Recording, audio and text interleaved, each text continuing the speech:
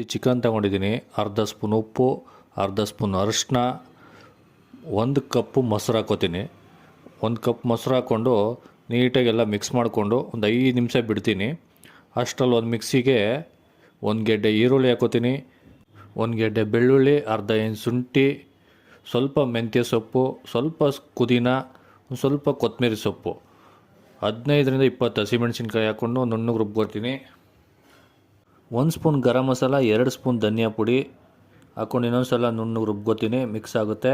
ಆಮೇಲೆ ಒಂದು ಕುಕ್ಕರ್ಗೆ ಸ್ವಲ್ಪ ಎಣ್ಣೆ ಹಾಕೋತೀನಿ. 3 ಪಲಾವ್ ಎಲೆ, ಕಲ್ಲುವ 2, 3 ಏಲಕ್ಕಿ, 3 ಲವಂಗ, ಸ್ವಲ್ಪ ಚಕ್ಕೆ, 1 ಗೆಡ್ಡೆ ಈರುಳ್ಳಿ ಹಾಕ್ಕೊಂಡು ಸ್ವಲ್ಪ ಮಿಕ್ಸ್ ಮಾಡಿಕೊಂಡು ಚಿಕನ್ ಹಾಕೋತೀನಿ.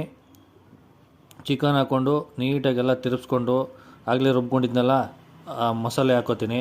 ಅದನ್ನು ನೀಟಾಗಿ ಮಿಕ್ಸ್ ಮಾಡಿಬಿಟ್ಟು 1 ಲೋಟ ನೀರು ಹಾಕೋತೀನಿ.